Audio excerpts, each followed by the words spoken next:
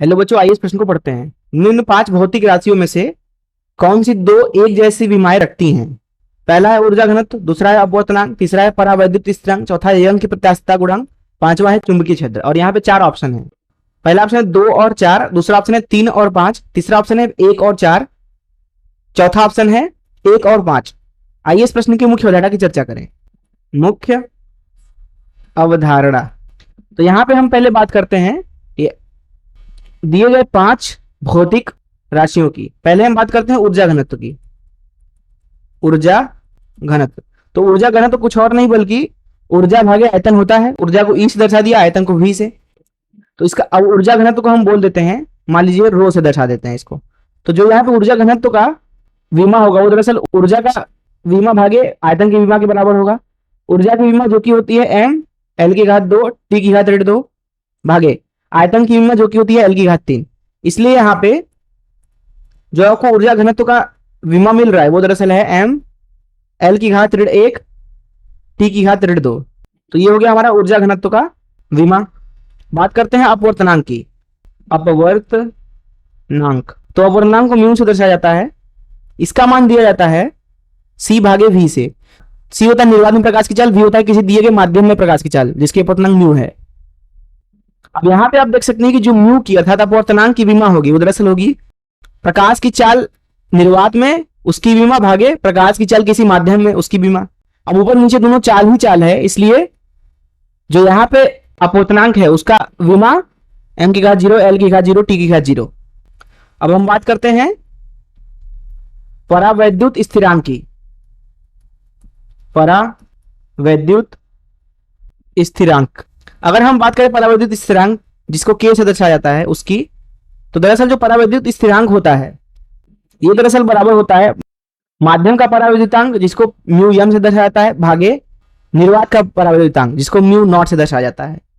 अब यहाँ ऊपर भी परावैद्युतांक है, नीचे भी परावैद्युतांक है, जिसका मतलब यह है कि यह भी, जिसका मतलब यहाँ पे जो परावैद्युत स्थिरांक है के वो भी दरअसल विमा रहित होगा, जिसको लिख सकते हैं एम की घात 0 एल की घात 0 टी की घात 0। अब हम बात करते हैं यंग के प्रत्यास्थता गुणांक की।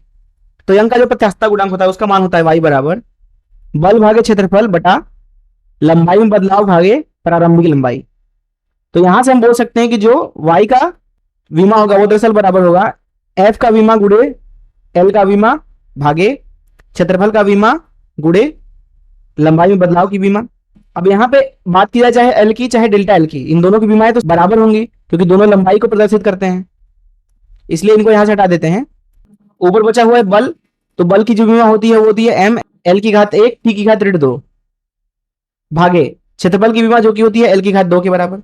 जिसका मतलब है कि यहाँ पे यंग के प्रत्यास्थता गुणांक की जो विमा हो जाएगी वो हो जाएगी एम एल की घात 1 टी की घात 2 के बराबर। अब हम बात करते हैं चुंबकीय क्षेत्र के विमा की। तो जो चुंबकीय क्षेत्र होती है अगर उसको एफ बराबर क्यू ई से लिखा जाए तो एफ का जो विमा होता है वो बराबर होना चाहिए क्यू की विमा गुड़े वैद्युत क्षेत्र की विमा। तो यहां से वैद्युत क्षेत्र की जो विमा हो जाएगी वो हो जाएगी एफ की विमा जो की होती है एम एल टी की घात 2 भागे आवेश की विमा। अब यहाँ पे आवेश की विमा तो कुछ होती नहीं है, तो यहां पे हम क्या करते हैं समय का भाग लगा देते हैं, समय की विमा का ऊपर भी और नीचे भी। तो यहां से हमें जो तो इस तरीके से जो एक क्यू भागे टी की विमा है ये दरअसल किसकी विमा है, धारा की, वैद्युत धारा की, क्योंकि वैद्युत धारा बराबर होता है क्यू भागे टी। तो वैद्युत धारा की विमा वही है जो आवेश भागे समय की विमा है। तो इसलिए हम लिख सकते हैं कि जो ई होगा वो हो जाएगा एम एल टी की घात 2 और टी ऊपर आएगा तो 1 और क्यू भागे टी इसका विमा हो जाएगा ए और ऊपर आएगा तो ए की घात 1, ए मतलब एम्पियर।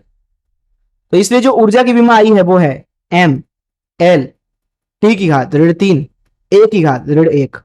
तो ये हो गई हमारे पास में वैद्युत क्षेत्र की विमा, ये हो गई हमारे पास में यंग के प्रत्यास्थता गुणांक की विमा, ये हो गई परावैद्युत स्थिरांक की विमा, ये हो गई अपवर्तनांक की विमा और ये हो गई हमारे पास में ऊर्जा घनत्व की विमा। तो इस मुख्य अवधारणा का इस्तेमाल करके इस प्रश्न को हल करें। यहां प्रश्न में पूछा जा रहा था कि निम्न पांच भौतिक राशियों में से कौन सी दो एक जैसी विमाएं रखती हैं। तो यहां पे आप देखें अगर घनत्व को, तो घनत्व की विमा वही है जो यहाँ पे यंग के प्रत्यास्थता गुणांक की है।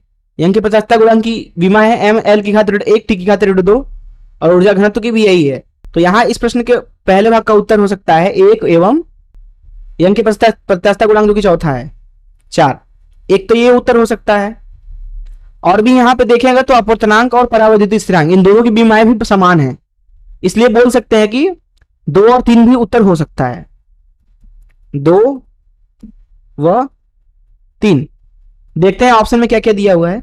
यहां पे अगर आप देखें तो 1 और 4 तो दिया हुआ है, अर्थात सी ऑप्शन सही है, लेकिन 2 और 3 नहीं दिया हुआ, तो इसलिए इस प्रश्न का उत्तर केवल सी होना चाहिए। मैं आशा करता हूं कि आपको इस प्रश्न का हल जरूर समझ आया होगा। धन्यवाद।